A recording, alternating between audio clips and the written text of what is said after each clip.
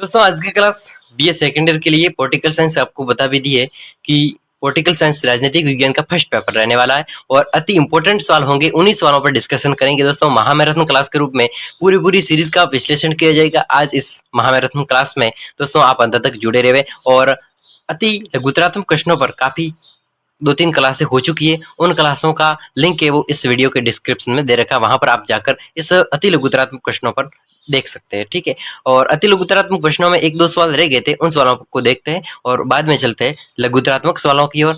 लघुतरात्मक सवाल और निबंधात्मक सवाल में से उन्हीं सवालों पर डिस्कशन करेंगे जो पिछले एग्जाम में पूछे जा चुके हैं और एग्जाम में अगली बार पूछे आने की संभावना बनती है, तो उन्हीं सवालों पर डिस्कशन करेंगे। बाकी एक्स्ट्रा डिस्कशन नहीं करेंगे दोस्तों। क्लास वैसे लंबी हो सकती है लेकिन दोस्तों आपको समझ में बिल्कुल बेकरार आएगा। दोस्तों आप अंत तक जुड़े रहे। तो चलिए दोस्तों, पिछली जितनी क्लासें हो चुकी है 2-3 क्लासें, तो उन क्लासों में 75 सवालों तक डिस्कशन हो चुका था और आज की क्लास में 76वें सवाल से आज की क्लास स्टार्ट हो रही है। सवाल क्या है कि फ्रांस के राष्ट्रपति की सब विवेक की किन्हीं 2 शक्तियों। फ्रांस का राष्ट्रपति है तो उसकी सब विवेक शक्तियां और उसके कार्य क्या क्या है। तो पहली शक्ति और कार्य है कि फ्रांस का राष्ट्रपति प्रधानमंत्री की नियुक्ति एवं मंत्रिमंडल का निर्माण करता है। मंत्रिमंडल का निर्माण करता है और प्रधानमंत्री की नियुक्ति करता है। फ्रांस का राष्ट्रपति प्रधानमंत्री की नियुक्ति करता है और साथ साथ में मंत्रिमंडल का निर्माण करता है। दूसरा है मंत्रिमंडल तथा प्रधानमंत्री और मंत्रिमंडल की पदच्युत करने का अधिकार है। इस फ्रांस के राष्ट्रपति के पास में प्रधानमंत्री को अपने पद से च्युत करना है या फिर मंत्रिमंडल को च्युत करना है, नहीं उतारना है, तो इस प्रधानमंत्री के और मंत्रिमंडल के पद को च्युत करने में का अधिकार इस संविवेकीय शक्ति के अंतर्गत आता है। यानी कि फ्रांस का राष्ट्रपति चाहेगा तो प्रधानमंत्री और मंत्रिमंडल को हटा भी सकता है और रहने भी दे सकता है। तो दोस्तों अगले सवाल की ओर आगे बढ़ते हैं। ये इसके दोनों कार्य और शक्ति दोनों शामिल थे। तो चलिए आगे बढ़ते हैं। 77वें सवाल की ओर आगे बढ़ते हैं। दोस्तों आप जानते होंगे कि जो अति लघुतरात्मक प्रश्न आपकी सीरीज में दे रखे हैं, तो अति लघुतरात्मक प्रश्न सारे के सारे पिछले एग्जाम में पूछे गए हैं, उन्हीं सवालों को दे रखा है और एग्जाम की दृष्टि से बेहद ही इंपॉर्टेंट सवाल बनते हैं। हम ये नहीं कह सकते कि अति लघुतरात्मक प्रश्नों में से ये सवाल आएगा। दोस्तों सारे के सारे सवाल दे रखे हैं, एक कॉन्सेप्ट वाइज एक लॉजिक वाले सवाल है। तो दोस्तों आपको हर सवाल को अपने डिस्कशन में रखना है, नजरों में रखना है। तो मैं आपके सामने उसी प्रकार पूरे अति लघुतरात्मक प्रश्नों में से पूरे नहीं लेकिन काफी हद तक जो इंपॉर्टेंट सवाल है उन्हीं सवालों को देखेंगे दोस्तों और विस्तृत डिस्कशन के साथ में लंबी क्लास रहेगी। तो दोस्तों आप अंत तक जुड़े रहे। फ्रांस के राष्ट्रपति की 2 विधायी शक्तियां लिखिए। फ्रांस का राष्ट्रपति है तो उसकी विधायी शक्तियां कौन कौन सी। पहली शक्ति है फ्रांस का राष्ट्रपति संसद को अपना संदेश भेजता है। पहली शक्ति है कि फ्रांस का राष्ट्रपति संसद को अपना संदेश भेजता है। ठीक है, फिर वह संसद द्वारा पारित विधेयक को पुनर्विचार हेतु संसद को लौटा सकता है। जो फ्रांस का राष्ट्रपति है वो संसद द्वारा पारित किया गया विधेयक है उसको पुनर्विचार के लिए वापस लौटा सकता है संसद के अंदर। 78वें सवाल की ओर आगे बढ़ते हैं। क्या है सवाल की फ्रेंच मंत्रिमंडल प्रणाली की कोई 2 विशेषता। फ्रेंच मंत्रिमंडल प्रणाली की कोई 2 विशेषता बताइए। पहली विशेषता है फ्रेंच मंत्रिमंडल का उत्तरदायित्व व्यवहार में सामूहिक न होकर व्यवहारिक व्यक्ति के। कैसा है फ्रेंच का जो मंत्रिमंडल है वो उत्तरदायित्व व्यवहार में, अब कोई भी उत्तरदायित्व होता है किसी राज्य के प्रति, किसी समाज के प्रति, किसी स्थान के प्रति, अगर कोई उत्तरदायित्व सरकार के प्रति है तो फ्रेंच का जो मंत्रिमंडल है उस उत्तरदायित्व को सामूहिक नहीं मानता है लेकिन एक व्यक्तिक कार्य के रूप में उस कार्य को करता है। तो इस प्रकार ये पहली विशेषता होगी। और फ्रांस का राष्ट्रपति फ्रेंच मंत्रिमंडल की बैठकों की अध्यक्षता करता है। फ्रांस का राष्ट्रपति फ्रेंच की मंत्रिमंडल की बैठकों की अध्यक्षता भी करता है। फ्रांस में संयुक्त मंत्रिमंडल होने के कारण मंत्रिमंडल के सदस्य अपने अलग अलग राजनीतिक दलों की विचारधारा के अनुसार और उसके अनुशासन में कार्य करते हैं। इस प्रकार फ्रांस के मंत्रिमंडल असंगठित इकाई होते हैं और उसमें आवश्यक सुदृढ़ता नहीं होती। क्या होती है कि फ्रांस में जो संयुक्त मंत्रिमंडल होने के कारण मंत्रिमंडल के सदस्य अपने अलग अलग राजनीतिक दलों की विचारधारा के अनुसार उसके अनुशासन में कार्य करने, इस प्रकार फ्रांस में मंत्रिमंडल असंगठित इकाई होती है, तो इसमें आवश्यक सुदृढ़ता नहीं होती है। तो दोस्तों 79वें सवाल की ओर आगे बढ़ते हैं। फ्रांस के संविधान को गणतंत्रीय क्यों कहा जाता है? फ्रांस के संविधान को गणतंत्रीय क्यों कहा जाता है? क्योंकि फ्रांस के संविधान के अनुच्छेद 2 के फ्रांस का संविधान है, उसके अनुच्छेद 2 के अनुसार फ्रांस एक अविभाज्य धर्मनिरपेक्ष प्रजातांत्रिक और सामाजिक गणतंत्र है और इस समाज के गणतंत्रीय स्वरूप को संशोधित नहीं किया जा सकता। यह जनता द्वारा जनता के लिए शासन है। फ्रांस का शासन के बारे में होती है दोस्तों बात हो रही है कि संविधान की धारा 3 के अनुसार फ्रांस के संविधान की धारा 3 के अनुसार राष्ट्रीय संप्रभुता जनता की हो। राष्ट्रीय संप्रभुता है वो जनता की है, जो अपने प्रतिनिधियों एवं जनत संग्रह के माध्यम से इसका उपयोग करती है। थोड़े से लोग व्यक्ति इसके उपयोग का दावा नहीं कर सकते। दोस्तों 80वें सवाल की ओर आगे बढ़ते हैं कि सवाल क्या है कि स्विट्जरलैंड में कार्यपालिका की प्रकृति को स्पष्ट कीजिए। स्विट्जरलैंड में कार्यपालिका की प्रकृति उसको स्पष्ट कीजिए। स्विट्जरलैंड की कार्यपालिका को संघीय परिषद कहा जाता है। क्या कहा जाता है? संघीय परिषद कहा जाता है। यह विश्व की कार्यपालिका में सबसे अनोखी कार्यपालिका कैसी है? विश्व की कार्यपालिका में सबसे अनोखी कार्यपालिका कौन सी कार्यपालिका? स्विट्जरलैंड की कार्यपालिका एक अनोखी कार्यपालिका। प्रोफेसर गार्नर के शब्दों में, विद्वान प्रोफेसर गार्नर के शब्दों में इसने क्या कहा था कि यह संसदात्मक और अध्यक्षतात्मक दोनों प्रकार की शासन व्यवस्थाओं के मूलभूत रूप से भिन्न है। इसने बहुत ही अच्छी बात बताई कि यह संसदात्मक और अध्यक्षतात्मक दोनों ही प्रकार की शासन व्यवस्थाओं के मूलभूत रूप से भिन्न है, परंतु इसमें दोनों की व्यवस्थाओं के लक्षण का मिश्रण है। दोनों की व्यवस्थाओं का मिश्रण है, संसदात्मक हो अध्यक्षतात्मक, इसमें दोनों की व्यवस्थाओं का मिश्रण है। यह बहुल कार्यपालिका है। इसके साथ ही संसदात्मक एवं अध्यक्षतात्मक पद्धतियों का सम्मिश्रण है। दोस्तों 81वें सवाल की ओर आगे बढ़ते हैं। बहुत ही इंपॉर्टेंट सवाल बनता है एग्जाम की दृष्टि से कि स्विट्जरलैंड की कार्यपालिका बहुल क्यों मानी जाती है? यानी कार्यपालिका बहुल क्यों मानी जाती है? स्विट्जरलैंड की कार्यपालिका को संघीय परिषद कहते हैं। क्या कहते हैं? संघीय परिषद कहते हैं। इसमें 7 सदस्य होते हैं, किंतु इन 7 सदस्यों को समान शक्ति प्राप्त है।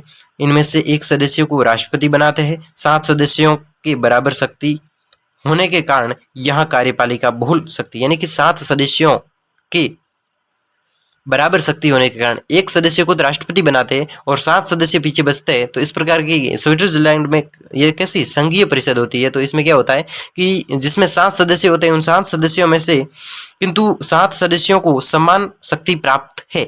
इसमें से 7 में से एक जना है वो राष्ट्रपति होता है और 7 सदस्यों के बराबर उसमें शक्ति होने के कारण ये कार्यपालिका बहुल कार्यपालिका के नाम से जानी जाती होगी। दोस्तों जाती है। 82वां सवाल है कि बहुल कार्यपालिका। दोस्तों बहुत ही इंपॉर्टेंट सवाल बनता है एग्जाम की दृष्टि से। आप अपने हिसाब से दोस्तों अंत तक जुड़े भी रहे। वैसे इस सवालों को दोस्तों आपके फायदे में और बहुत ही अच्छे सवाल और एग्जाम की दृष्टि से इंपॉर्टेंट। दोस्तों कितनी बार एग्जामों में लगातार पूछा जा चुका है। दोस्तों अपनी नजरों में रखें कि बहुल कार्यपालिका से क्या तात्पर्य? बहुल कार्यपालिका से आपका क्या तात्पर्य है? स्विट्जरलैंड के संविधान में बहुल कार्यपालिका की परिभाषा लिखिए। स्विट्जरलैंड के संविधान में बहुल कार्यपालिका की परिभाषा लिखिए। बहुल कार्यपालिका क्या है इसका अर्थ बताना। ठीक है, बहुल कार्यपालिका के बारे में संक्षेप में बहुल कार्यपालिका के अर्थ तात्पर्य, बहुल कार्यपालिका से आप क्या समझते? दोस्तों सवाल सेम है लेकिन पूछने का जो क्राइटेरिया है, तरीका है, वो क्या है? अलग है। तो दोस्तों आंसर की ओर आगे बढ़ते हैं। जब शासन के मुख्य अंग कार्यपालिका की शक्तियों एक व्यक्ति में निहित न होकर कुछ व्यक्तियों की एक समिति में रखी जाती है। जब शासन के मुख्य अंग कार्यपालिका की शक्तियां एक व्यक्ति में निहित न होकर कुछ व्यक्तियों की एक समिति में रखी जाती है, अर्थात अनेक व्यक्तियों के हाथों में बराबर है, तो उस बहुल कार्यपालिका कहा जाता है। तो उसे क्या कहते हैं? बहुल कार्यपालिका। जब शासन यानी कि सरकार के मुख्य अंग, शासन का अर्थ होगा सरकार, तो जब शासन के मुख्य अंग कार्यपालिका की शक्ति, शासन का मुख्य अंग क्या होता है? सरकार। अब हमारे भारत की बात करें तो हमारे भारत सरकार में सबसे मुख्य अंग है, तो पहला मुख्य अंग कौन सा है? तो कार्यपालिका। तो जब शासन के मुख्य अंग कार्यपालिका की जो शक्तियां हैं वो एक व्यक्ति में निहित न होकर, जैसे कि हमारे भारत में केवल एक व्यक्ति में निहित नहीं होती, अनेक शहरों के पास में होती है, तो एक व्यक्ति में निहित न होकर कुछ व्यक्तियों के की समिति में रखी जाती है। कार्यपालिका की शक्ति वो अनेक व्यक्तियों में नहीं होती, केवल कुछ कुछ ही व्यक्तियों में सीमित रखी जाती है, अर्थात अनेक व्यक्तियों के हाथों में बराबर रहती है, तो उसे बहुल कार्यपालिका के नाम से जानते हैं। जैसे स्विट्जरलैंड संघीय परिषद, जिसमें शक्ति एक व्यक्ति के बजाय 7 व्यक्तियों की समिति में, जिसे संघीय परिषद कहते हैं, और निहित रहती है। इसी प्रकार संयुक्त रूप में 37 व्यक्तियों की संस्था प्रेसिडियम कार्यपालिका शक्ति में निहित होती है। दोस्तों चलिए आगे बढ़ते हैं 83वें सवाल की और एग्जाम की दृष्टि से बेहद इंपॉर्टेंट सवाल बनता है कि ब्रिटेन में उच्चतम न्यायपालिका की स्थापना कब की गई। ब्रिटेन में उच्चतम न्यायालय की स्थापना कब की गई, आपको ध्यान रखना है कि 1 अक्टूबर 2009 को ब्रिटेन में विधिवत रूप से उच्चतम न्यायालय की स्थापना की गई। कब की गई? 1 अक्टूबर 2009 को ब्रिटेन में उच्चतम न्यायालय की स्थापना की गई। 1 नवंबर 2009 को 1 अक्टूबर 2009 को ब्रिटेन में उच्चतम न्यायालय की स्थापना की गई। 84वें सवाल की ओर आगे बढ़ते हैं कि ब्रिटिश संसद से संबंधित 2 परंपराएं अभिसमय बताइए। ब्रिटिश संसद से संबंधित 2 परंपराएं अभिसमय को समझाइए। ब्रिटिश संसद के 2 सदन होंगे, लोक सदन और लॉर्ड सभा। यह बात अभिसमय पर आधारित है। अगला है सम्राट वर्ष में एक बार संसद का अधिवेशन आवश्यक ही बुलाए और संसद के प्रथम अधिवेशन से दूसरे अधिवेशन के बीच 1 वर्ष से अधिक समय नहीं होना चाहिए। यह बात अभिसमय पर आधारित है। तो दोस्तों आगे बढ़ते हैं कि जेबी निषेधाकार क्या है। दोस्तों एग्जाम की दृष्टि से इंपॉर्टेंट भी सवाल बनता है, एग्जाम में पूछा भी जा चुका है कि जेबी निषेधाकार क्या है, या फिर ऐसे अमेरिका में राष्ट्रपति की जेबी निषेधाकार शक्ति क्या है। ये जेबी जो निषेधाकार शक्ति है वो राष्ट्रपति, अमेरिका के राष्ट्रपति के पास में होती है। तो ये क्या है, अमेरिकी राष्ट्रपति जेबी निषेधाकार शक्तियों को समझाइए। जेबी निषेधाकार दोस्तों ये अमेरिका के राष्ट्रपति के पास में एक शक्ति होती है। तो जेबी निषेधाकार देखते हैं कि जब कांग्रेस का अधिवेशन चल रहा हो और उस समय अमेरिकी राष्ट्रपति के पास यदि कोई विधेयक स्वीकृत के लिए आता है, कोई विधेयक, अब अमेरिका के शासन में कोई कांग्रेस का अधिवेशन चल रहा है और उस अधिवेशन के बीच में अगर कोई विधेयक अमेरिका के राष्ट्रपति के पास में स्वीकृति लेने के लिए आता है, तो राष्ट्रपति के द्वारा उस पर अवकाश के दिनों के अतिरिक्त 10 दिन तक विचार किया जा सकता है। अगर कांग्रेस का अधिवेशन चल रहा है अमेरिका में और अमेरिका का राष्ट्रपति के पास में कोई विधेयक स्वीकृति के लिए कोई आता है, विधेयक स्वीकृति के लिए कोई आता है, तो राष्ट्रपति के द्वारा उस पर राष्ट्रपति के द्वारा उस पर जो विधेयक आया है उस पर अवकाश के दिनों के अतिरिक्त 10 दिन तक विचार किया जा सकता है। तो इन दिन के बाद में राष्ट्रपति की बिना स्वीकृति के ही वह विधेयक कानून बन जाता है। परंतु यदि 10 दिनों में कांग्रेस का अधिवेशन समाप्त हो जाए तो राष्ट्रपति की स्वीकृति नहीं मिलने पर यह विधेयक अपने आप ही निषिद्ध हो जाता है।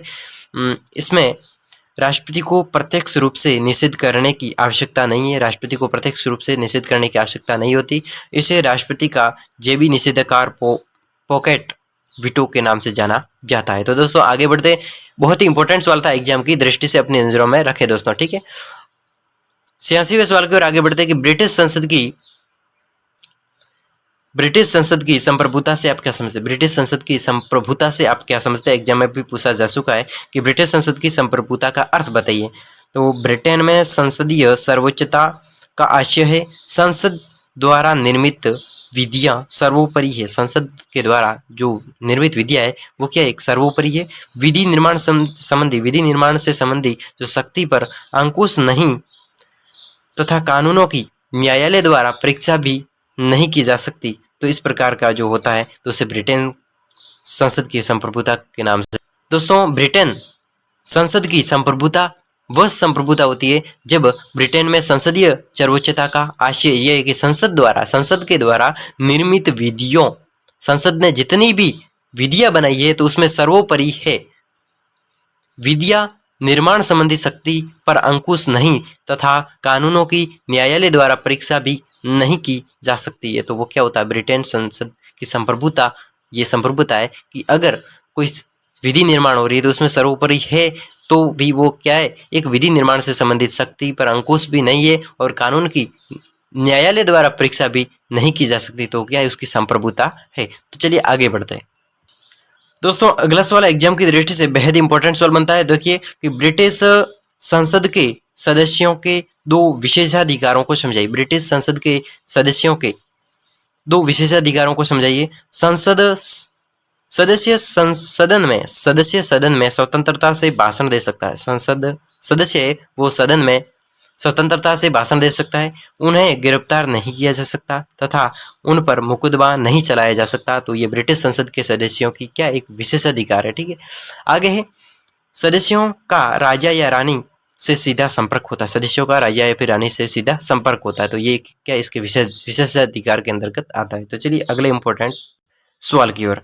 अमेरिकी कांग्रेस के दो सदनों के नाम बताइए। उन वो सदन कौन कौन से अमेरिकी कांग्रेस के दो सदन। तो पहला है सीनेट यानी कि उच्च सदन। सीनेट यानी उच्च सदन, ये एक अमेरिका का कांग्रेस सदन है। ठीक है, फिर है प्रतिनिधि सभा यानी कि निम्न सदन। प्रतिनिधि सभा और सीनेट उच्च सदन, उच्च सदन और निम्न सदन, सीनेट और प्रतिनिधि सभा। तो ये अमेरिका की कांग्रेस के सदन है, दो सदन। ओके, आगे बढ़ते हैं। एग्जाम में पूछा जा सकता है दोस्तों, इंपॉर्टेंट बनता है अमेरिका के सदन कितने हैं। अगले सवाल की ओर आगे बढ़ते हैं कि विश्व का सबसे शक्तिशाली द्वितीय सदन किसे कहा जाता है। विश्व का सबसे शक्तिशाली द्वितीय सदन किसे कहा जाता है दोस्तों। विश्व का शक्तिशाली द्वितीय सदन अमेरिकी कांग्रेस का द्वितीय सदन सीनेट। दोस्तों सीनेट के बारे में अभी सुना, सीनेट का अर्थ होता है उच्च सदन। ठीक है, तो इस उच्च सदन, इस अमेरिका के उच्च सदन, इसका नाम है अमेरिकी कांग्रेस का द्वितीय सदन। सीनेट को ही विश्व का सबसे शक्तिशाली सदन, द्वितीय सदन माना जाता है। दोस्तों अगले सवाल की ओर आगे बढ़ते हैं कि अमेरिका की सीनेट की सदस्य संख्या कितने थे। अब अमेरिका की जो सीनेट है, अमेरिका की जो उच्च सदन है, तो उसकी सदस्य संख्या कितनी होती है। तो अमेरिका के सीनेट की संख्या है वो 100 है।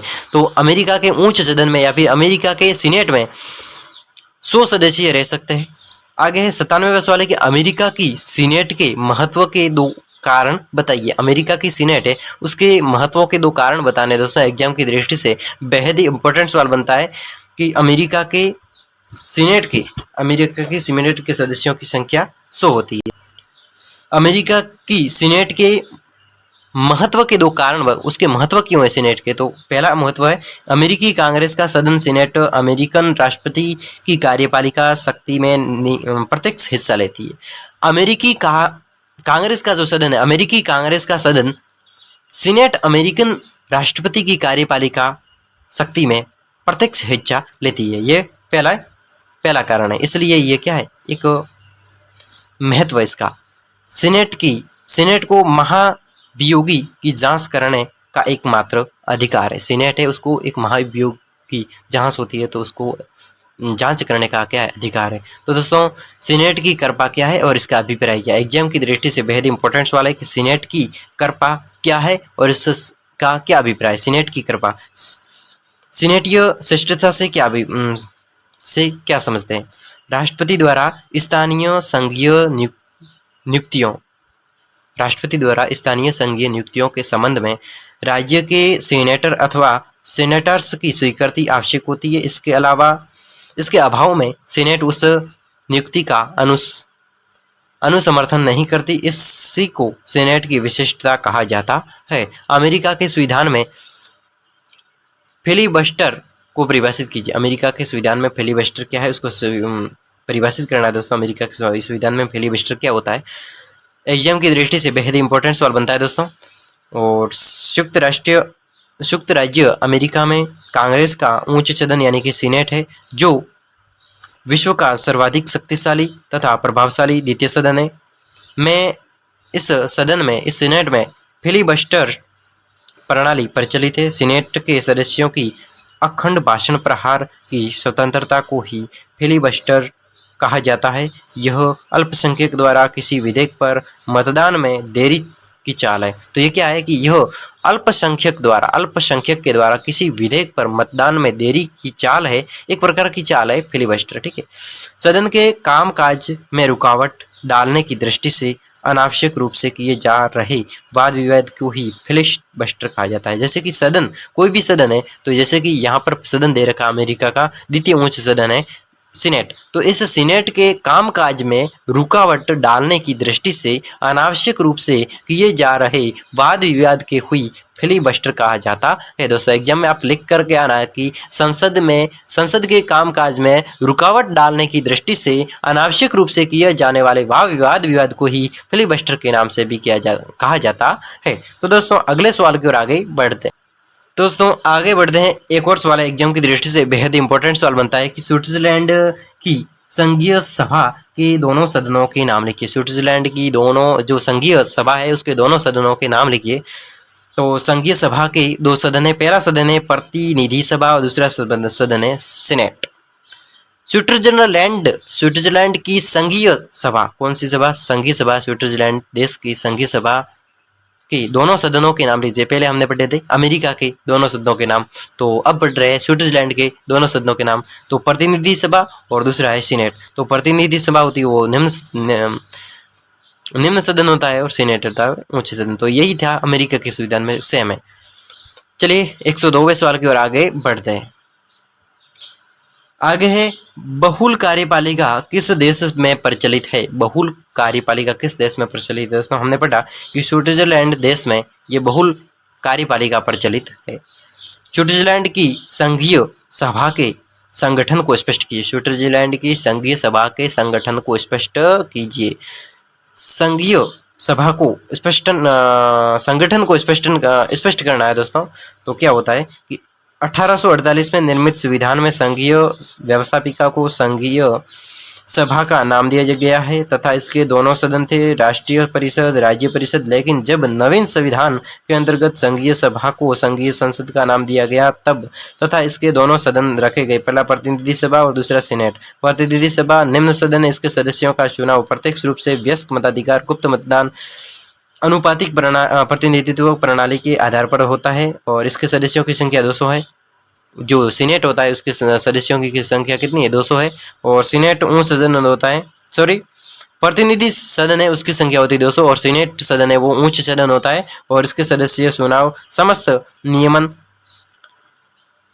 कैंटनों द्वारा किया जाता है और इसकी सदस्य संख्या 46 होती है। सीनेट में 46 और प्रतिनिधि में 200 सदस्यों की निर्भरता होती है दोस्तों। तो आगे बढ़ते हैं। स्विट्जरलैंड संघीय सभा की शक्तियां। स्विट्जरलैंड संघीय सभा की शक्तियों पर अंकुश लगा हुआ है, कोई दो सीमाएं लिखिए। स्विट्जरलैंड संघीय सभा की शक्तियों पर अंकुश लगा हुआ है तो इसकी कोई दो सीमाएं लिखनी है। किस प्रकार लगा हुआ है? स्विट्जरलैंड जनमत संग्रह के माध्यम से संघीय सभा की कृतजन्य त्रुटियों और आरंभक के माध्यम से उपेक्षाजन्य कमियों को दूर करती है। क्या है कि स्विट्जरलैंड की जो संघीय शक्तियां हैं तो वो संघीय शक्तियों पर अंकुश लगा हुआ है। तो वो उसकी दो सीमा ये है। पहली सीमा इसमें कि स्विट्जरलैंड की जो जनता है, स्विट्जरलैंड के जो लोग हैं वो जनमत संग्रह के माध्यम से, लोगों के मतों के संग्रह के माध्यम से संघीय सभा की कृतजन्य त्रुटियों और आरंभक के माध्यम से उपेक्षाजन्य कमियों को दूर करती है। और दूसरा है वर्तमान में कानून निर्माण का कार्य पर्याप्त जटिल हो गया। वर्तमान में कानून निर्माण का कार्य वो क्या जटिल हो गया है और इस कारण विधायी क्षेत्रों में संघीय सभा के स्थान पर संघीय परिषद पहल करती है। तो दोस्तों आगे बढ़ते हैं। स्विट्जरलैंड संघीय परिषद के बारे में लिखिए। स्विट्जरलैंड संघीय परिषद के बारे में लिखिए। दोस्तों एग्जाम की दृष्टि से बेहद इंपॉर्टेंट सवाल बनता है कि स्विट्जरलैंड संघीय परिषद के बारे में। स्विट्जरलैंड संघीय परिषद स्विट्जरलैंड कार्यपालिका है। यह संविधान के अनुच्छेद 175 में संघीय परिषद के सरकार के गठन तथा कार्यपालिका का उल्लेख किया गया है। संघीय परिषद के सदस्यों की संख्या 7 है जिसका चुनाव संघीय संसद के दोनों सदन एक संयुक्त बैठक में करते हैं। संघीय परिषद का चुनाव 4 वर्ष के लिए होता है। संघीय परिषद के 7 सदस्यों में प्राय सभी दलों के प्रतिनिधित्व आ जाते हैं। इसमें सत्ता प्रयोग किसी एक सदस्य द्वारा नहीं बल्कि समस्त समूहों द्वारा अर्थात परिषद के द्वारा किया जाता है। तो दोस्तों आगे बढ़ते हैं अगले इंपॉर्टेंट सवाल की ओर। तो अगला सवाल है इंपॉर्टेंट सवाल है दोस्तों एग्जाम की दृष्टि से। फ्रांस संसद के सदन के नाम लिखिए। फ्रांस संसद के सदनों के नाम लिखिए। फ्रांस की संसद निम्न सदनों को राष्ट्रीय सभा, उच्च सदन को सीनेट कहा जाता है। जो फ्रांस की सदन है तो वो सदन 2 है। तो फ्रांस में पहला सदन निम्न सदन है तो उसे कहेंगे, निम्न सदन है उसको कहेंगे राष्ट्रीय सभा, और उच्च सदन है उसको सीनेट के नाम से जानते हैं दोस्तों, सीधा सीधा है। चलिए आगे बढ़ते हैं। एग्जाम की दृष्टि से केवल और हाँ ये दोस्तों, फ्रांस की सीनेट पर अपने विचार लिखिए। फ्रांस की सीनेट है उस पर अपने विचार लिखना है दोस्तों। एग्जाम में सवाल पूछा जा सकता है कि फ्रांस की व्यवस्थापिका को संसद कहते हैं, जिसके 2 सदन है। प्रथम सदन का नाम राष्ट्रीय सभा रखा गया और द्वितीय सदन का नाम सीनेट रखा गया। पहला तो राष्ट्रीय सभा और दूसरा सीनेट रखा गया, ये संसद के नाम है, ठीक है। चौथे गणतंत्र में सीनेट का नाम बदलकर गणतंत्र परिषद रखा गया, लेकिन बाद में पंच गणतंत्र में इसका नाम सीनेट रखा गया, जो आजकल शक्ति प्राप्त होने के कारण लोकप्रिय है। दोस्तों आगे बढ़ते एग्जाम की दृष्टि से दोस्तों एक और सवाल है, 110वां सवाल, ये भी इंपॉर्टेंट बनता है कि फ्रांस की राष्ट्रीय सभा तथा फ्रांस की जो राष्ट्रीय सभा और सीनेट की जो फ्रांस की राष्ट्रीय सभा और सीनेट की कोई 2 समान शक्ति कौन कौन सी, यानी इन दोनों में समान शक्तियां कौन कौन सी, राष्ट्रीय सभा और सीनेट, इन ये दोनों सदनों में कौन सी जो शक्तियां समान है। तो फ्रांस की राष्ट्रीय सभा तथा सीनेट दोनों सदनों में युद्ध की घोषणा करना, शांति की स्थापना करना, संधि अथवा समझौते आदि पर संबंध समान स्तरीय अधिकार। दोस्तों फ्रांस की जो ये दोनों सभाएं हैं, तो इन दोनों सभाओं में अब किसी युद्ध की घोषणा करनी तो ये दोनों भाग लेंगे, यानी इन दोनों की शक्ति है शांति स्थापित करना, संधि करना, समझौते करना, तो ये दोनों इसकी समान शक्तियां हैं। तो ये पहली शक्ति समान होगी तो दूसरी शक्ति समान है, यानी कि दोनों की शक्तियां समान कौन कौन सी, उन समान शक्तियों के बारे में बताइए। तो राष्ट्रपति का निर्वाचन और उस पर महाभियोग लगाने के संबंध में भी दोनों सदनों को समान अधिकार प्राप्त है। राष्ट्रपति का निर्वाचन करना, इन दोनों के भी मध्य आता है राष्ट्रपति का निर्वाचन करना, और उन पर महाभियोग लगाना, उस राष्ट्रपति पर महाभियोग, अगर राष्ट्रपति कुछ अनुचित कार्य कर लेता है तो उस पर महाभियोग प्रस्ताव लगाना और उसे पदच्युत करना, तो ये दोनों भाग लेते हैं, यानी कि ये भी दोनों की शक्तियां समान हो गई, तो दोनों सदनों को समान अधिकार प्राप्त है। तो चलिए आगे बढ़े। तो दोस्तों अगला सवाल है, चीन की न्याय व्यवस्था की 2 विशेषता बताइए। चीन देश में न्याय व्यवस्था की जो व्यवस्था है उसकी विशेषता लिखनी है कि न्याय व्यवस्था की 2 विशेषता लिखिए। पहली विशेषता है, चीन की न्याय व्यवस्था समझौते और मध्यस्थता की प्रणाली, समझौते और मध्यस्थता की प्रणाली, ये इसकी पहली व्यवस्था है। अगर चीन में कोई न्याय व्यवस्था करनी है तो पहला समझौता होगा दोनों के बीच में। अगर न्याय करना है, न्याय व्यवस्था करनी है दोनों के बीच में, तो पहले दोनों के बीच में समझौता होगा और इसमें बाद में उसके बीच में मध्यस्थता होगी, ठीक है।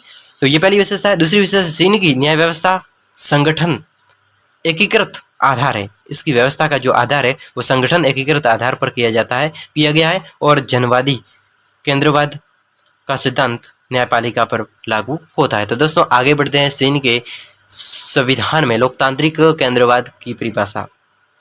दोस्तों एग्जाम की दृष्टि से ये भी इंपॉर्टेंट सवाल बनता है कि चीन के संविधान में लोकतांत्रिक केंद्रवाद की परिभाषा 2019 के एग्जाम में भले ही पूछा गया, लेकिन इंपॉर्टेंट है कि चीन के संविधान में लोकतांत्रिक केंद्रवाद का तात्पर्य यह है कि लोकतंत्र और केंद्रवाद के परिसर विरोधी प्रवृत्तियों के बीच में समन्वय स्थापित किया गया है। लोकतंत्र और केंद्रवाद की परस्पर विरोधी प्रवृत्तियों के बीच में समन्वय स्थापित किया गया है, और इसमें लोकतांत्रिक तत्व यह है कि चीन की समस्त सत्ता जनता में निहित है और नागरिकों को शासन कार्य में लगा भाग लेने का समुचित अवसर प्रदान किया जाता है। केंद्रवादी तत्व यह है कि शासन के दल का प्रत्येक अंग अपने उच्च अंग के अधीन है। निम्न स्तर के अंग को उसी सीमा तक स्वतंत्र है जिस सीमा तक उच्च अंग पर प्रतिनिधित्व नहीं लगा सकते। दोस्तों आगे बढ़ते हैं कि चीन के राष्ट्रीय जन कांग्रेस की स्थायी समिति के 2 न्यायिक कार्यों को लिखना है। तो चीन के राष्ट्रीय जन कांग्रेस स्थायी समिति के 2 न्यायिक कार्य को लिखना दोस्तों एग्जाम की दृष्टि से ये भी सवाल इंपॉर्टेंट बनता है। तो दोस्तों अगला सवाल है, एग्जाम की दृष्टि से बहुत इंपॉर्टेंट सवाल है कि संयुक्त राज्य अमेरिका के प्रमुख राजनीतिक दलों के नाम लिखिए। अमेरिका के राजनीतिक दल कौन कौन से? पहला दल है डेमोक्रेटिक दल, पहला है डेमोक्रेटिक दल, दूसरा है रिपब्लिक दल। डेमोक्रेटिक दल और रिपब्लिक दल, तो ये 2 दल है वो संयुक्त राष्ट्र अमेरिका के क्या राजनीतिक दल है।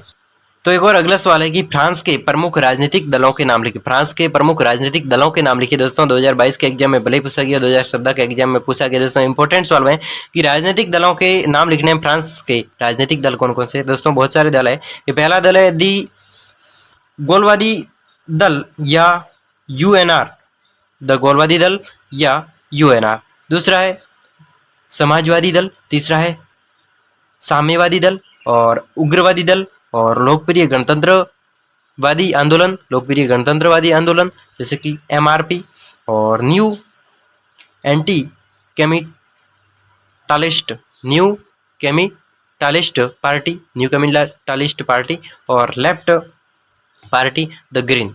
तो ये सारी जो पार्टियां हैं और राजनीतिक दल है तो फ्रांस के। ठीक है, चलिए आगे बढ़ते हैं दोस्तों। एक और सवाल है कि अमेरिकी हित समूहों की कोई दो विशेषता, अमेरिकी हित समूहों की कोई दो विशेषता लिखिए।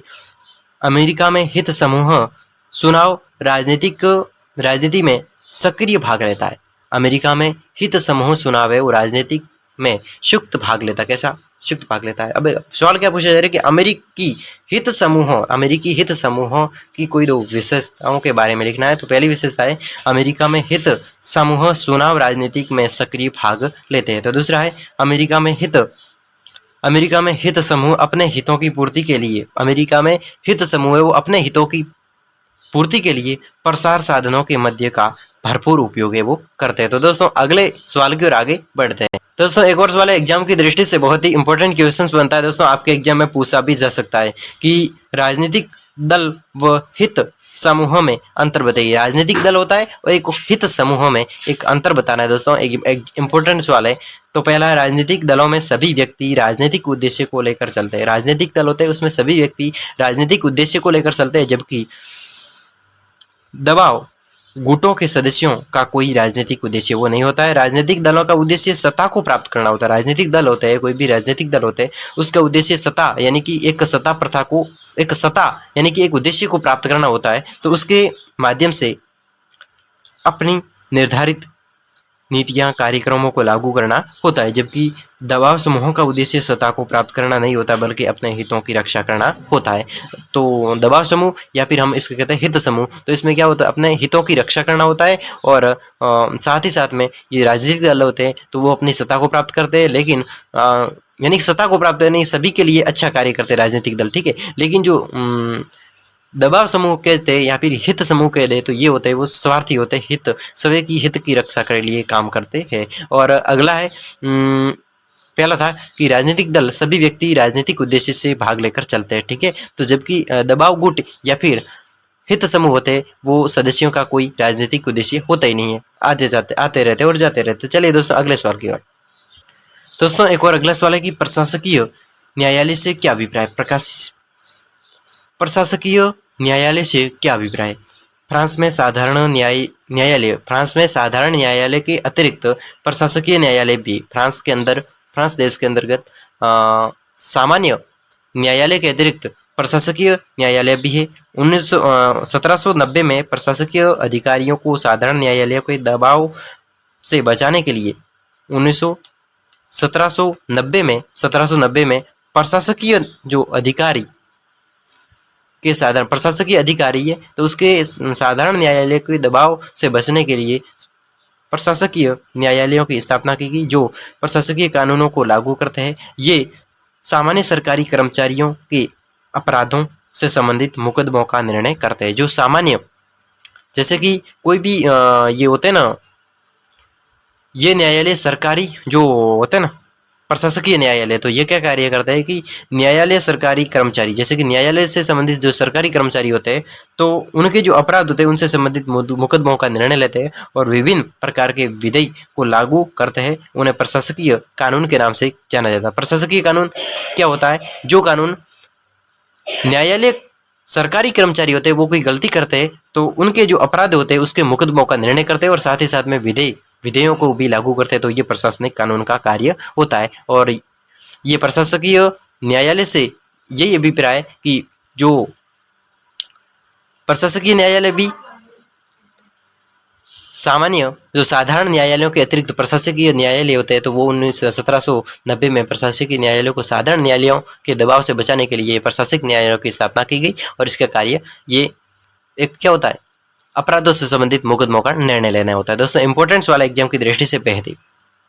दोस्तों अब आगे बढ़ते हैं लघुतरात्मक प्रश्नों की ओर। दोस्तों एग्जाम की दृष्टि से लघुतरात्मक प्रश्न इंपॉर्टेंट रहे और बाद में इसकी लघुतरात्मक प्रश्नों के बाद में निबंधात्मक प्रश्नों पर डिस्कशन करेंगे। दोस्तों वही सवाल रखेंगे जो एग्जाम की दृष्टि से, सीरीज की दृष्टि से इंपॉर्टेंट है दोस्तों। और सीरीज में आप जानते भी हो कि वही सवाल आते हैं जो एग्जाम में पूछे गए और एग्जाम की दृष्टि से इंपॉर्टेंट बनते हैं। और हर सवाल वैसे नहीं पूछा जाता, उन्हीं में से में दोस्तों जो सवाल पूछा जाने लायक है और इंपॉर्टेंट सवाल है, उन्हीं सवालों पर डिस्कशन करने वाला हूँ। तो दोस्तों आप अंत तक जुड़े रहे। तुलनात्मक राजनीति के विकास के प्रमुख सीमा चिन्हों का वर्णन कीजिए। तुलनात्मक राजनीति के प्रमुख सीमा चिन्हों का वर्णन कीजिए। ऐसे भी पूछ सकता है दोस्तों, और ऐसे भी पूछ सकता है कि तुलनात्मक राजनीति के विकास पर संक्षिप्त में लेख लीजिए। तुलनात्मक राजनीति के विकास का विवेचन कीजिए। दोस्तों सवाल कैसे भी पूछा जा सकता है। तो दोस्तों चलिए, तुलनात्मक राजनीति आखिर है क्या? तुलनात्मक राजनीति का आखिर स्टार्टिंग किसने किया, इसका प्रारंभ किसने किया, इसको प्रारंभ किसे माना जाता है, किसके द्वारा किया गया, तो उसके बारे में। तुलनात्मक राजनीति के विकास का एक लंबा, अनेक उतार चढ़ाव वाला इतिहास रहा है। तुलनात्मक राजनीति के विकास को अनेक प्रमुख स्तरों में विभाजित कर विश्लेषण किया जाता रहा है। अरस्तु तुलनात्मक राजनीति के संस्थापक कहे जाते हैं। दोस्तों अरस्तु को तुलनात्मक राजनीति के संस्थापक या प्रारंभ करने वाले अरस्तु को कहा जाता है। किसने किया था तुलनात्मक राजनीति का स्टार्टिंग? अरस्तु के द्वारा किया गया। इन्होंने तुलनात्मक पद्धति का प्रारंभ कर शास्त्रीय तुलनात्मक राजनीति के स्वरूप को स्थापित किया। तुलनात्मक राजनीति का स्टार्टिंग कर शास्त्रीय तुलनात्मक राजनीति के रूप में इसके स्वरूप को स्थापित किया। तो दोस्तों द्वितीय चरण में इसका जो तुलनात्मक राजनीति का द्वितीय चरण है, तो उसके अंतर्गत द्वितीय चरण के अंतर्गत पुनर्जागरण काल और मैकियावली को लिया जा सकता है। पुनर्जागरण काल पहले तो है तुलनात्मक राजनीति, बाद में है पुनर्जागरण काल, और तीसरा है मैकियावली को लिया जा सकता है। और इस चरण को तुलनात्मक राजनीति के आधुनिक अध्ययन के प्रारंभ के रूप में देखा जाता है। यद्यपि मैकियावली ने तुलनात्मक राजनीति का प्रयोग निम्न स्तर तथा अस्त व्यस्त और विकृत रूपों में ही किया। यद्यपि इसे वर्तमान की परिशुद्ध शैलियों की पृष्ठभूमि में महत्व दिया जाता है। मैकियावली के बाद बुद्धिवाद, पहले तो तुलनात्मक राजनीति, उसके बाद में पुनर्जागरण, उसके बाद में मैकियावली, और मैकियावली के बाद में बुद्धिवाद युग मोंटेस्क्यू ने तुलनात्मक राजनीति के अध्ययन को और विकास दिया। दोस्तों आगे बढ़ते, तुलनात्मक राजनीति के अध्ययन का अगला कदम इतिहासवाद की नकारात्मक तुलनात्मक राजनीति को माना जाता है। विद्वानों की यह मान्यता है कि यद्यपि इस काल में हेगल और मार्क्स बुद्धिवाद के युग तक विकसित हुई तुलनात्मक राजनीति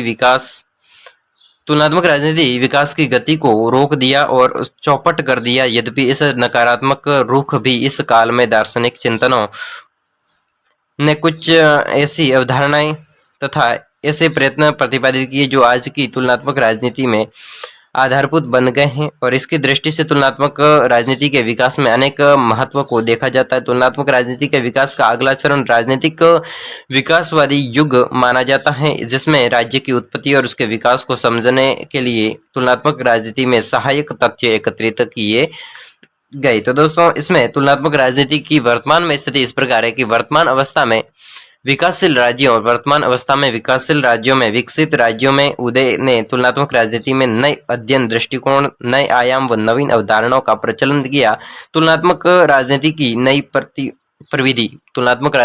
प्रविधि प्रतिपादित हुई और यह अनुशासन अनेक उतार चढ़ाव व अस्त व्यस्त के बाद व्यवस्थित हो गया। अब संपूर्ण विश्व की राजनीति व्यवस्थाओं, राजनीतिक संस्थाओं व राजनीतिक आचरणों की व्यापक बृहत्तर परिवेश में तुलनाएं की जाने लगी। इससे तुलनात्मक राजनीति का विषय क्षेत्र विस्तृत हुआ और इसका विस्तार क्षितिज व्यापकता बन गई। तो दोस्तों इसकी व्यापकता भी आज तुलनात्मक राजनीति की बढ़ गई। वैसे तुलनात्मक राजनीति के विकास की प्रमुख सीमा चिन्हों के संक्षिप्त विवेचन के बाद यह निष्कर्ष कहा जा सकता है, अनेक उतार चढ़ाव, आशा निराशाओं व प्रारंभिक कठिनाइयों के बाद आज यह एक स्वतंत्र अनुशासन की अवस्था पहुंच गई है। ये तुलनात्मक राजनीति है, वो स्वतंत्र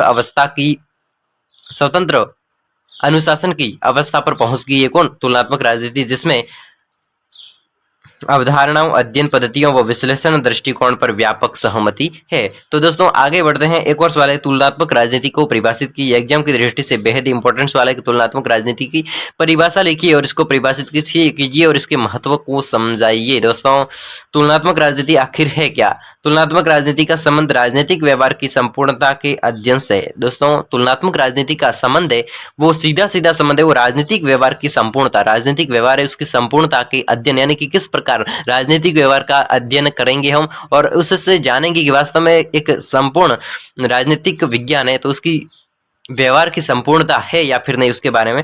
इसमें सरकारों व राजकीय संस्थाओं का तुलनात्मक अध्ययन तो स्वतः ही सम्मिलित रहता है। इसमें सरकारों और राजकीय जो संस्था है उसका तुलनात्मक अध्ययन तो स्वतः ही इसमें सम्मिलित रहता है। किसमें? राजनीतिक, तुलनात्मक राजनीति में, ठीक। और क्योंकि राजनीतिक व्यवहार राजनीतिक संस्थाओं और मुख्यतः सरकारी संस्थाओं के इर्द गिर्द घूमता है। दोस्तों यहाँ पर क्या बात हो रही है कि जो राजनीतिक व्यवहार है और राजनीतिक संस्थाओं व मुख्यतः सरकारी संस्थाओं के इर्द गिर्द घूमता है। कौन? ये राजनीतिक तुलनात्मक राजनीति का जो राजनीतिक व्यवहार है, राजनीतिक संस्था है, तुलनात्मक राजनीति की मुख्यतः सरकारी संस्थाओं के इर्द गिर्द ही घूमता है। परंतु इसके अलावा तुलनात्मक राजनीति में उन प्रभावों व प्रक्रियाओं का अध्ययन भी किया जाता है। इस तुलनात्मक राजनीति के अंतर्गत उन प्रभावों और उन प्रक्रियाओं का भी अध्ययन वो सम्मिलित किया जाता है दोस्तों, जिससे सरकारों का व्यवहार इस या उस प्रकार बनता है। दोस्तों अलग अलग विद्वानों ने अलग अलग वैसे परिभाषाएं दी इस तुलनात्मक राजनीति की। तो वैसे इस जी.के. रॉबर्ट्स के अनुसार तुलनात्मक राजनीति बृहत्तर क्षेत्र का संकेत है। क्या है? तुलनात्मक राजनीति ये बृहत्तर क्षेत्र का संकेत है जिसमें तुलनात्मक सरकारों व गैर शासकीय राजनीतिक कबीलों, संप्रदायों व गैर राजकीय संगठनों की तुलना राजनीति का भी अध्ययन किया जाता है। दोस्तों जे.के. रॉबर्ट्स ने एक अच्छी बात बताई कि तुलनात्मक राजनीति है वो बृहत्तर क्षेत्र यानी बड़े बड़े क्षेत्र है। तुलनात्मक राजनीति बड़े बड़े क्षेत्रों का संकेत है। क्या है? संकेत है जिसमें तुलनात्मक सरकारों और गैर शासकीय राजनीतिक काबिलों, संप्रदायों, गैर राजकीय संगठनों की राजनीति का अध्ययन है वो किया जाता है। तो दोस्तों आगे बढ़ते, अगली तुलनात्मक राजनीति की परिभाषा दी है एडवर्ड फ्रीमैन ने के शब्दों में तुलनात्मक राजनीति संस्थाओं, सरकारों के विविध प्रकारों का तुलनात्मक विवेचन तथा विश्लेषण है। तुलनात्मक राजनीति संस्थाओं तथा सरकारी विविध प्रकारों का तुलनात्मक विवेचन का विश्लेषण है। तुलनात्मक राजनीति की उपयुक्त व्यवस्था से स्पष्ट है। तुलनात्मक राजनीति की जो अभी प्रयुक्त होती है व्यवस्था, तो उससे स्पष्ट होता है कि तुलनात्मक राजनीति व तुलनात्मक राजनीति और तुलनात्मक शासन समान अर्थी नहीं है। क्या है? समान अर्थी नहीं है। तुलनात्मक शासन राजनीति के केवल समान संबंधी संस्थागत पहलुओं के अध्ययन पर सीमित है, बल्कि तुलनात्मक राजनीति उससे एकदम आगे बढ़कर उस सभी शक्तियों और प्रभावों का अध्ययन करती है जो राजनीतिक संस्थाओं, राजनीतिक प्रक्रियाओं, राजनीतिक व्यवहार को प्रत्यक्ष अप्रत्यक्ष रूप से विशेष प्रकार का बनाने के लिए उत्तरदायी होती है। तो दोस्तों इसमें एडवर्ड फ्रीमैन ने एक और अच्छी बात बताई कि राजनीतिक की जो तुलनात्मक राजनीति की संस्था है, सरकार है और उसके विविध प्रकार है, उसका तुलनात्मक विवेचन और विश्लेषण किया जाता है। ये एडवर्ड फ्रीमैन ने बताया। और साथ ही साथ में इस उपयुक्त कथन से स्पष्ट होता है कि तुलनात्मक राजनीति तुलनात्मक शासन समाधानार्थी नहीं है। तुलनात्मक शासन राजनीति के केवल शासन संबंधी संस्थागत पहलुओं के अध्ययन तक है। तुलनात्मक राजनीति है वो केवल शासन से संबंधित जो संस्थागत पहलू होते हैं वहां तक ही सीमित है, जबकि तुलनात्मक राजनीति एकदम आगे बढ़कर उस सभी शक्तियों प्रभावों का अध्ययन करती है जैसे कि राजनीतिक संस्था है, राजनीतिक प्रक्रिया, राजनीतिक व्यवहार है, प्रत्यक्ष और अप्रत्यक्ष रूप से विशेष प्रकार के बनाने में उत्तरदायी होता है। तो दोस्तों राजनीतिक व्यवहार तुलनात्मक राजनीति के बारे में इस प्रकार तुलनात्मक राजनीति विभिन्न शासन संस्थाओं, राजनीतिक प्रक्रियाओं व राजनीतिक व्यवहार का तुलनात्मक ढंग से अध्ययन व विश्लेषण है। तुलनात्मक राजनीति संपूर्ण सामाजिक व्यवस्था में उन तत्वों की पहचान व्याख्या करता है। तुलनात्मक राजनीति वो संपूर्ण सामाजिक व्यवस्था में उन तत्वों की पहचान करता है जो राजनीतिक कार्यों और संस्थागत प्रकाशन को प्रभावित करते हैं। तो दोस्तों तुलनात्मक राजनीति की संक्षिप्त व शायद तुलनात्मक राजनीति की संक्षिप्त व शायद सबसे स्पष्ट परिभाषा एम कार्टिस ने दी। दोस्तों इस एम कार्टिस ने जो परिभाषा दी है तुलनात्मक राजनीति की, दोस्तों उन इस परिभाषा को सर्वमान्य यानी कि सभी लोगों ने माना, यानी इससे बिल्कुल स्पष्ट सबसे शायद सबसे स्पष्ट परिभाषा इस एम कार्टिस की परिभाषा। तो इसके अनुसार क्या है कि तुलनात्मक राजनीति का संबंध राजनीतिक संस्थाओं की कार्यविधि, राजनीतिक व्यवहार की महत्वपूर्ण निरंतरताओं, समानताओं और असमानताओं से है। तो दोस्तों इसने अच्छी बात बताई इस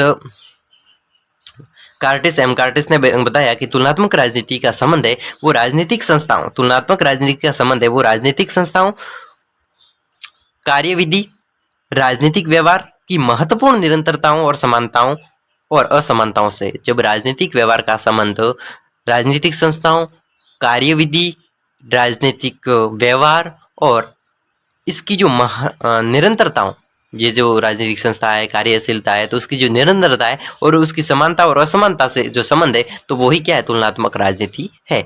तो ये किसने बहुत ही अच्छी परिभाषा, इसने स्पष्ट परिभाषा दी, किसने, एम कार्टिस के द्वारा दी गई। तुलनात्मक राजनीति इस प्रकार राजनीतिक संस्थाओं और राजनीतिक व्यवहार की समानताओं असमानताओं के अध्ययन से संबंध है। दोस्तों किसका, तुलनात्मक राजनीति का राजनीतिक व्यवहार और राजनीतिक असमानताओं, जैसे कि राजनीतिक संस्थाओं, राजनीतिक व्यवहार, राजनीतिक असमानताओं और समानताओं से संबंधित है। इसमें अर्थपूर्ण विश्लेषण के लिए आवश्यक व्यवस्थात्मक परिकल्पनाएं होती है।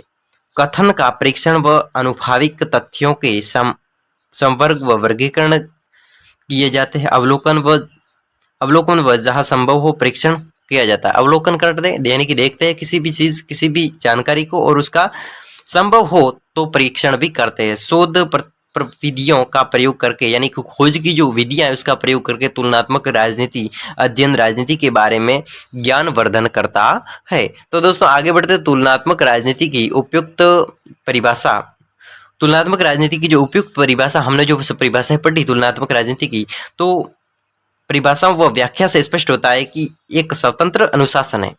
तुलनात्मक राजनीति क्या एक स्वतंत्र अनुशासन है। तुलनात्मक राजनीति में एक स्वतंत्र अनुशासन के लिए आवश्यक सुस्पष्ट एवं निश्चित विषय क्षेत्र, इसकी भी अध्ययन संबंधी सब विकसित पद्धतियों व प्रवृत्तियां है। तो दोस्तों अगले सवाल की ओर बढ़ते हैं। एग्जाम की दृष्टि से ये भी सवाल एग्जाम की दृष्टि से इंपॉर्टेंट बनता है दोस्तों, और सवाल एग्जाम में पूछा भी जा चुका है। तो दोस्तों इस पर डिस्कशन करते हैं। तुलनात्मक राजनीति के महत्व पर प्रकाश डालना है। एग्जाम में सवाल पूछा जा सकता है। तुलनात्मक राजनीति के अध्ययन की उपयोगिता या फिर महत्व लिखना है। तुलनात्मक राजनीति के अध्ययन की उपयोगिता और महत्व का परीक्षण कीजिए। तो दोस्तों आंसर की ओर आगे बढ़ते हैं। तुलनात्मक राजनीति तुलनात्मक व्यवहार को समझने में सहायक।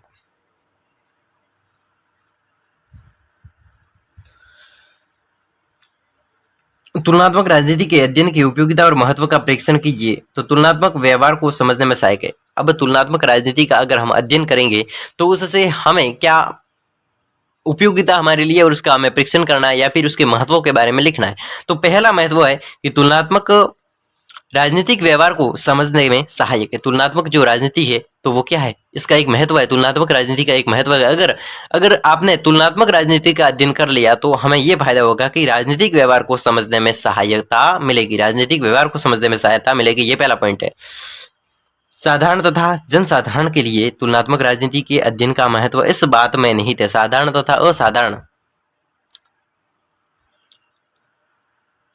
के लिए, साधारण तथा असाधारण के लिए तुलनात्मक राजनीति के अध्ययन का महत्व इस बात में निहित है कि तुलनात्मक अध्ययन से देश के बाहर के तुलनात्मक अध्ययन से, अगर राजनीति के तुलनात्मक अध्ययन से देश के बाहर के देशों की, अपने देश के बाहर के देशों की अंतर्राष्ट्रीय राजनीतिक और राजनीतिक व्यवहार को समझने में सहायता मिलती है। अपने देश की और साथ साथ में अपने पड़ोसी देश, अपने मित्र देश, उसके राजनीतिक व्यवहार के बारे में समझने में सहायता मिलती है। प्रत्येक राजनीतिक व्यवस्था में शासन का स्वरूप एवं क्षेत्र भिन्न भिन्न होता है। कैसा होता है, प्रत्येक राजनीति में शासन का जो स्वरूप है और क्षेत्र है तो वो कैसा होता है, भिन्न भिन्न होता है। तुलनात्मक राजनीति के अध्ययन से विभिन्न प्रणालियों में विविधता, समानता और तुलनात्मक राजनीति के अध्ययन से विभिन्न प्रणालियों और विद्यमान समानताओं व असमानताओं को समझा जा सकता है। इस तरह यह अध्ययन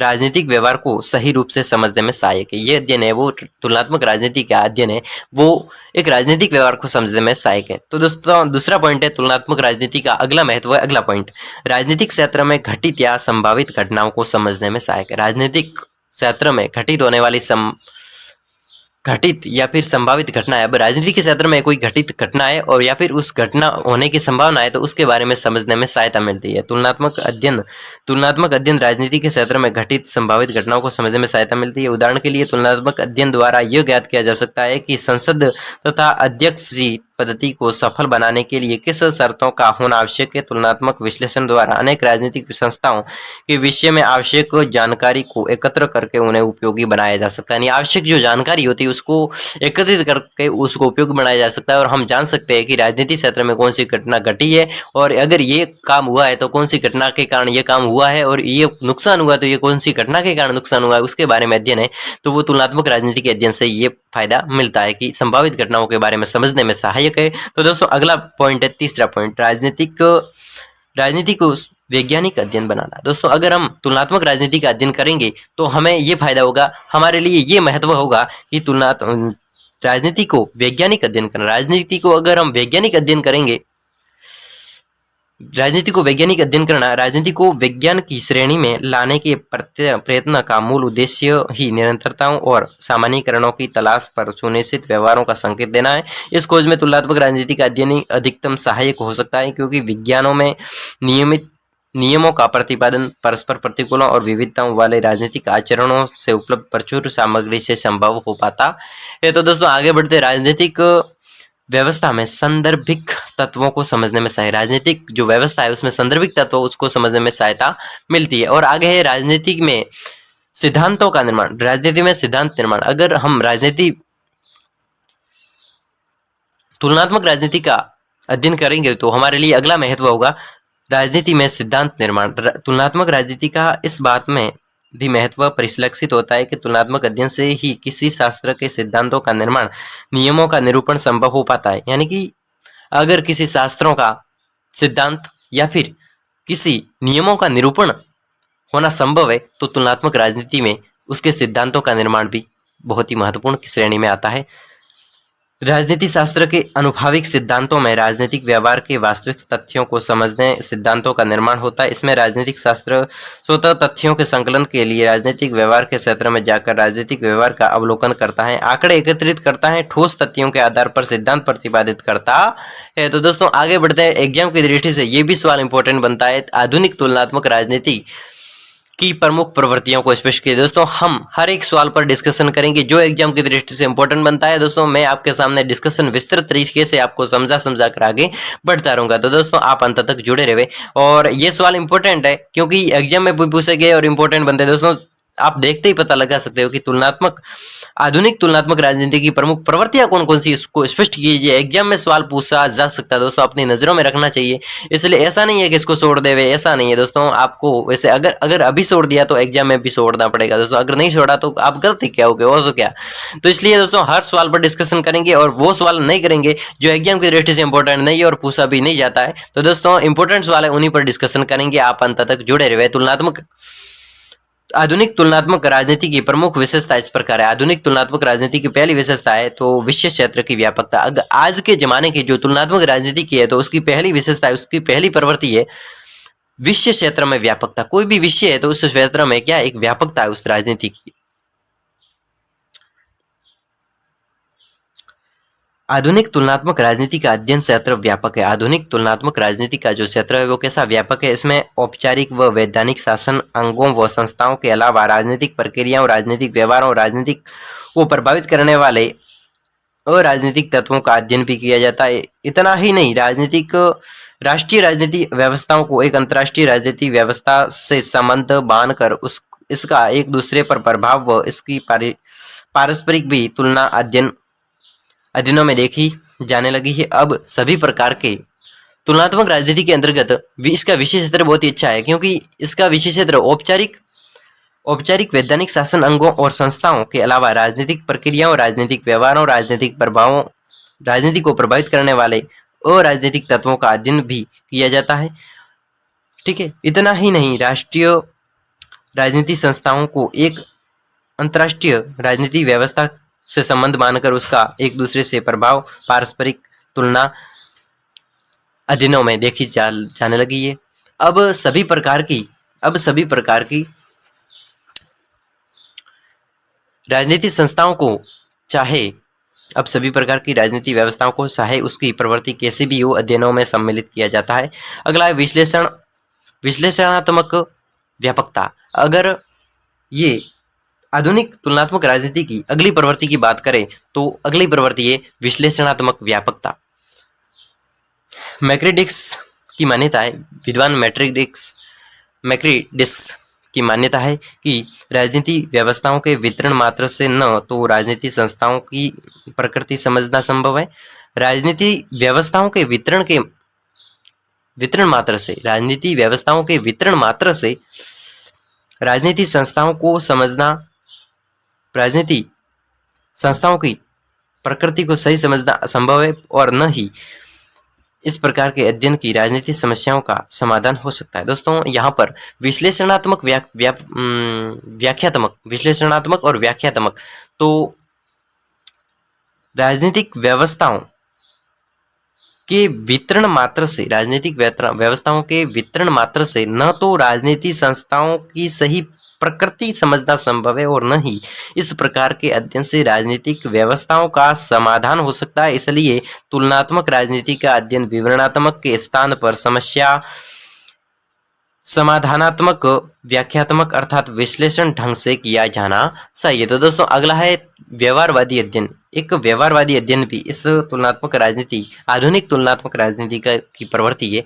तो आधुनिक तुलनात्मक राजनीति की सबसे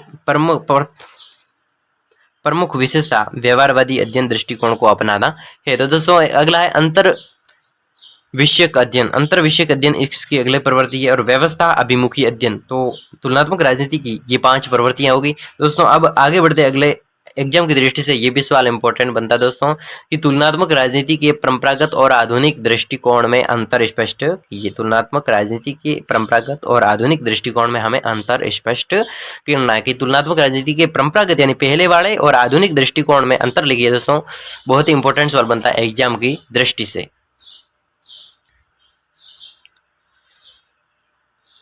तुलनात्मक राजनीति के परंपरागत और आधुनिक दृष्टिकोण के निम्न अंतर देखा जा सकता है। तो चलिए, अंतर का आधार, यहाँ पर तो आधार है, मेन पॉइंट है, ठीक है। परंपरागत दृष्टि से आधार और आधुनिक दृष्टि से आधार, ठीक है।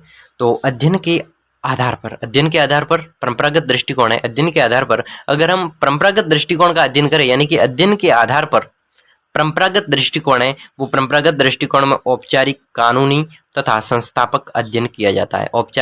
औपचारिक, कानूनी तथा संस्थापक अध्ययन है वो किया जाता है। अगला है अध्ययन के आधार पर आधुनिक दृष्टिकोण में औपचारिक, कानूनी तथा संघात्मक अध्ययन के साथ राजनीति व्यवहार का अध्ययन किया जाता है। तो आधुनिक दृष्टिकोण में क्या होता है कि औपचारिक, कानूनी और संघात्मक अध्ययन के साथ में राजनीति व्यवहार का अध्ययन किया जाता है, ठीक है। ये तो है अध्ययन के आधार पर है, ठीक है। अगला है उद्देश्य के आधार पर। परंपरागत दृष्टिकोण का उद्देश्य सरकारों, संस्थाओं की व्याख्या करने तक ही सीमित रहता है। अब परंपरागत दृष्टिकोण का क्या उद्देश्य रहता है? परंपरागत दृष्टिकोण का क्या उद्देश्य था पहले परंपरागत राजनीति में? तो परंपरागत दृष्टिकोण का उद्देश्य सरकारों और संस्थाओं की व्याख्या करने तक सीमित रहता है, और लेकिन आधुनिक दृष्टिकोण का मुख्य उद्देश्य समस्या समाधानात्मक रहता है। अगला है सामाजिक संदर्भ अभिमुखन के आधार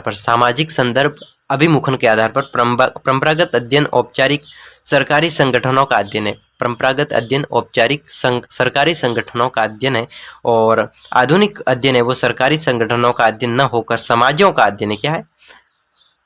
परंपरागत दृष्टिकोण का अध्ययन है तो वो अध्ययन है वो औपचारिक और सरकारी संगठनों का अध्ययन है, लेकिन आधुनिक दृष्टिकोण है, आधुनिक अध्ययन है वो कैसा है? वो सरकारी संगठनों का अध्ययन न होकर समाजों का अध्ययन है। अगला है चौथा पॉइंट है दोस्तों, आधार क्षेत्र अध्ययन क्षेत्र के आधार पर परंपरागत दृष्टिकोण का अध्ययन क्षेत्र सीमित होता है। परंपरागत दृष्टिकोण का जो अध्ययन क्षेत्र है वो कैसा सीमित होता है? इसमें केवल पाश्चात्य राजनीति व्यवस्थाओं को ही शामिल किया जाता है। इस अध्ययन क्षेत्र के आधार पर परंपरागत दृष्टिकोण का अध्ययन क्षेत्र सीमित होता है। कैसा था? सीमित होता है। इससे केवल पाश्चात्य राजनीतिक व्यवस्थाओं का अध्ययन है वो शामिल किया जाता है। लेकिन आधुनिक दृष्टिकोण का अध्ययन क्षेत्र की बात हो रही तो अपेक्षाकृत व्यापक होता है। कैसा होता है? सभी जगह होता है, लेकिन पहले तो सीमित था। लेकिन आधुनिक राजनीति है, आधुनिक दृष्टिकोण में ये अपेक्षाकृत क्या है? व्यापक है। इसमें संपूर्ण विश्व की राजनीति व्यवस्थाओं के अध्ययन के लिए किया है। संपूर्ण विश्व की राजनीति व्यवस्थाओं के बारे में अध्ययन किया जाता है। तुलनात्मकता के आधार पर परंपरागत दृष्टिकोण में राजनीति अध्ययन मुख्यतः अतुलनात्मक थे। ठीक है, आधुनिक दृष्टिकोण में राजनीति अध्ययन अधिकांशतः तुलनात्मक होते हैं। अगला है विश्लेषण के आधार पर, विश्लेषण पद्धति के आधार पर। इस दृष्टि में अध्ययन प्राय विश्लेषणात्मक रहे है। इस दृष्टि में अध्ययन प्राय समस्या समाधानात्मक, व्याख्यात्मक और विश्लेषणात्मक होते हैं। फिर अगला है आदर्शवाद एवं यथार्थवाद के आधार पर। आदर्शवाद एवं यथार्थवाद के आधार पर इस दृष्टि में विचारक अपनी सव्य की मान्यता मानकर अध्ययन करते हैं। यह आदर्शमुखी अर्थात तो आदर्शवाद पर आधारित होता है। ये क्या है? आदर्शवाद पर आधारित होता है परंपरागत दृष्टिकोण। और इस दृष्टिकोण यानी आधुनिक दृष्टिकोण में विचारक यथार्थवादी दृष्टि से अध्ययन करते हैं। ये तो है आदर्शोन्मुखी अर्थात यथार्थ आदर्शवाद पर करते हैं, लेकिन ये यथार्थवादी दृष्टि से अध्ययन करते हैं। तो दोस्तों अब आगे बढ़ते हैं अगले सवाल की ओर कि संविधान से आप क्या समझते हैं। बहुत ही अच्छा सवाल है दोस्तों। आपने 11-12 अगर कक्षा में इसका अध्ययन किया है तो आप जानते भी होंगे कि संविधान से आप क्या समझते हैं और इसको स्पष्ट कीजिए। संविधान वास्तव में है क्या और इसके कितने भाग है उसके बारे में दोस्तों। लिखित संविधान, अलिखित संविधान दोस्तों आप जानते भी हो, लेकिन फिर भी इसको देख लेते हैं कि संविधान नियमों आधारभूत सिद्धांतों का वह समूह है। संविधान है वो नियमों और आधारभूत सिद्धांतों का वह समूह है जिसके अनुसार किसी राज्य में सरकार के विभिन्न अंगों के संगठन, शक्तियों और जनता के अधिकारों का निर्धारण किया जाता है। संविधान के प्रकार दोस्तों विकसित संविधान और निर्मित संविधान। हमारे भारत का संविधान है विकसित और कैसा है? निर्मित संविधान। एक रचा गया विकसित संविधान वे संविधान होते हैं जो समय के साथ में विकसित होते हैं। दोस्तों हमारा संविधान है भारत देश का, वो एक विकासशील देश है जो समय के साथ विकसित हो रहा है। और इस प्रकार के संविधानों का निर्माण संविधान सभा जैसी किसी संस्था के द्वारा निश्चित समय पर नहीं किया जाता है।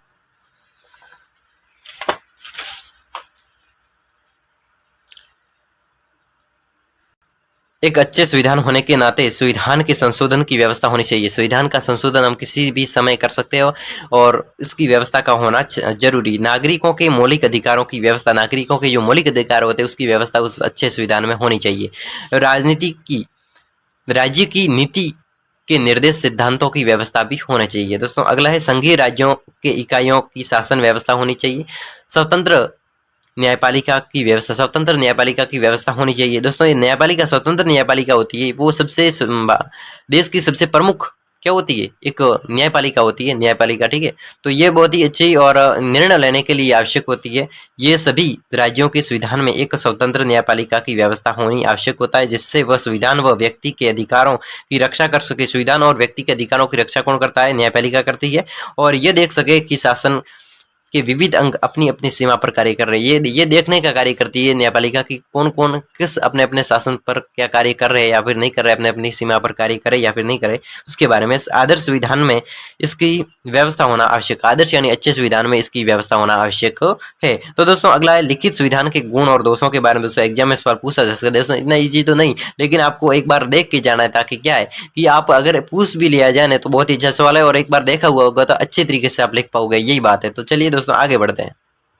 तो देखिए अगला सवाल है एग्जाम की दृष्टि से इंपॉर्टेंट है और साठ के रखा है कि अमेरिकी संविधान की आर्थिक आधारों, अमेरिका का जो संविधान है उसके आर्थिक आधार कौन कौन से, उसकी विवेचना कीजिए। एग्जाम की दृष्टि से बहुत ही इंपॉर्टेंट सवाल बनता है कि अमेरिकी संविधान के आर्थिक आधार कौन कौन से है। तो पहला आधार है विकासशील मिश्रित अर्थव्यवस्था। अमेरिका की जो संविधान में अर्थव्यवस्था है तो वो कैसी है? विकासशील मिश्रित अर्थव्यवस्था। अमेरिका में आर्थिक नीतियों का स्वरूप सदैव परिवर्तित रहा है। आर्थिक नीतियों का स्वरूप सदैव परिवर्तित रहा है, यद्यपि उसके मूल में केवल आर्थिक विकास का ही भाव निहित रहता है, उसका मूल है, तो उसमें कैसा आर्थिक विकास का ही भाव निहित रहता है। 18वीं और 19वीं सदी में वहाँ लेसेज फेयर का सिद्धांत प्रचलित रहा, वहां पर लेसेस फेयर का सिद्धांत है वो प्रचलित रहा, जिसमें भयंकर आर्थिक प्रतिद्वंदता और गला काट प्रतिस्पर्धा थी। वहीं 20वीं सदी में इसे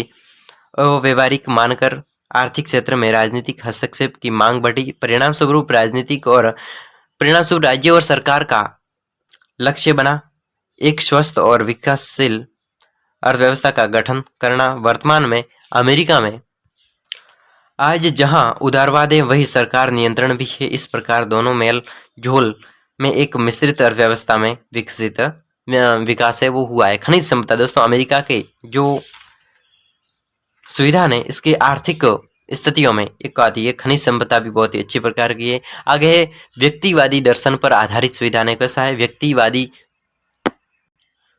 व्यक्तिवादी दर्शन पर आधारित संविधान है, तो ये भी अमेरिका के संविधान के आर्थिक विचारों में आता है। तो दोस्तों आगे बढ़ते हैं। दबाव व हित समूह। दोस्तों अमेरिका में भी जो संविधान है तो उसके आर्थिक आधारों में दबाव और हित समूह आता है। अमेरिका में दलीय व्यवस्था का संगठन अत्यंत ढीला डाला है। दलीय व्यवस्था का जो संगठन है वो अत्यंत ढीला डाला है। परिणाम स्वरूप वहां दबाव समूहों की भूमिका अत्यंत महत्वपूर्ण बनी हुई है। ये दबाव समूह अपने आर्थिक हितों की रक्षा के लिए निरंतर प्रगतिशील रहते हैं।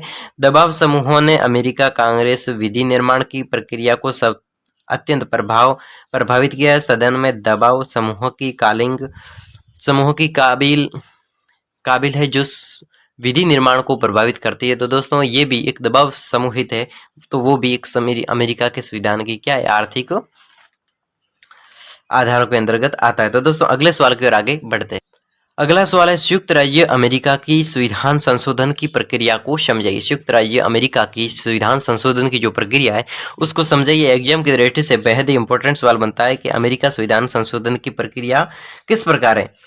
संविधान में संशोधन से हमारा अर्थ वैधानिक ढंग से संविधान में किसी धारा में परिवर्तन करने से होता है। नहीं, किसी धारा में संविधान में कोई ऐसी धारा है जो अनुपयुक्त है तो उसको उपयुक्त में बदलने की जो परिवर्तन करना पड़ता है, तो वही क्या संविधान संशोधन। प्रत्येक सच्ची संगठनात्मक व्यवस्था की भांति अमेरिका का संविधान कठोर है। कैसा है? कठोर है। अमेरिका का संविधान कानून बनाने की जो साधारण पद्धति है उसमें संशोधन संभव नहीं है और विशेष पद्धति की व्यवस्था की गई है जो संविधान के 5वें अनुच्छेद इस प्रकार की गई है। कांग्रेस जब कभी आवश्यक समझे अपने दोनों सदनों के 2/3 बहुमत से संविधान में संशोधन प्रस्तुत कर सकेगी। विभिन्न राज्यों के 2/3 धारा सभाओं की प्रार्थना पर संशोधन करने के लिए एक सम्मेलन बुलाएगी और दोनों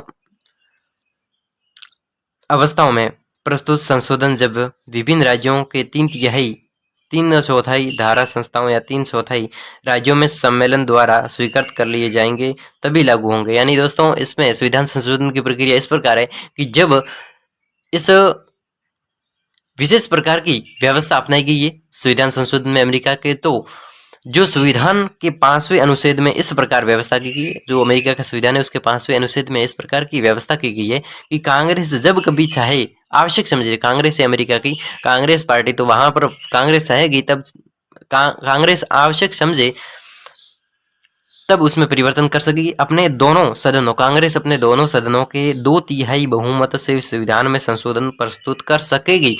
विभिन्न अलग अलग राज्यों के 2/3 धारा सभाओं की प्रार्थना पर संशोधन करने के लिए एक सम्मेलन बुलाएगी। दोनों अवस्थाओं में प्रस्तुत संशोधन जब विभिन्न राज्यों के 3/4 धारा सभाओं का 3/4 राज्यों में सम्मेलन द्वारा स्वीकृत कर दिए जाएंगे तभी लागू होंगे, परंतु इस संविधान के अंतर्गत किसी राज्य को उसकी सम्मति के बिना सीनेट में प्रतिनिधित्व की समानता से वंचित नहीं किया जाएगा। दोस्तों संशोधन का जो प्रस्तुतिकरण है तो वो किस प्रकार है? संशोधन का प्रस्तुतिकरण संघ की व्यवस्था पिका कांग्रेस के दोनों सदनों का 2/3 बहुमत संशोधन का प्रस्ताव कर सकता है, किंतु यह तभी संभव है जब दोनों सदन अलग अलग 2/3 बहुमत में संशोधन प्रस्ताव रखे। दोस्तों संशोधन की प्रक्रिया है वो किस प्रकार है?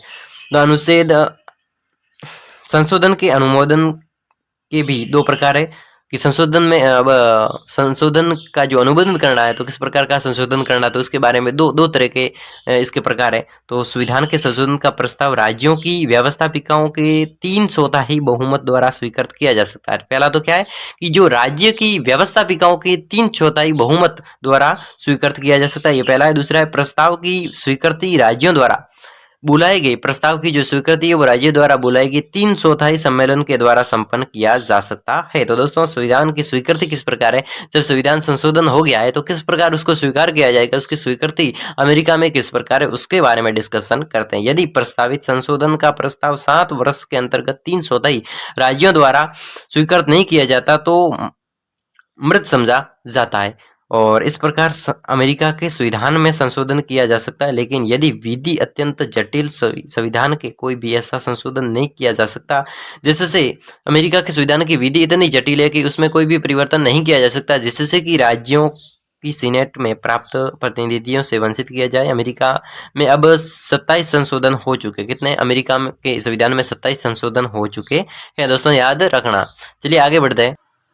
तो दोस्तों आगे बढ़ते अगले सवाल की ओर कि स्विट्जरलैंड की संघात्मक व्यवस्था का वर्णन कीजिए। स्विट्जरलैंड की संघात्मक व्यवस्था का वर्णन कीजिए। दोस्तों एग्जाम के रेट से बहुत ही इंपॉर्टेंट सवाल है कि स्विट्जरलैंड की संघात्मक व्यवस्था का वर्णन कीजिए। सवाल पूछा जा सकता है दोस्तों, नजरों में रखिए कि स्विट्जरलैंड में संघ व्यवस्था की प्रमुख लक्षणों की विवेचना कीजिए।